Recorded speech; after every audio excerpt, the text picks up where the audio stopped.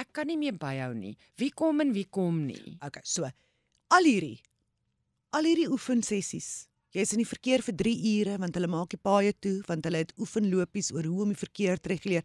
Alles van dit. Die amptelike G20 is 2 dae. Wat?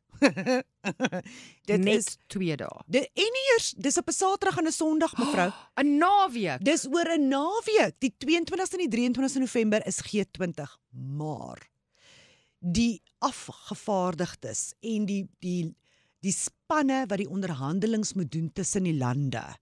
Want jy weet daar's mos nou die 20 lande. Ja. Al hulle spanne kom al die week voor die tyd.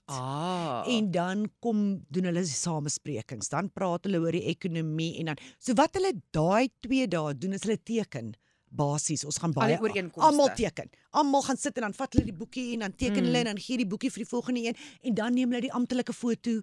Dit vat baie lank om die amptelike foto te doen.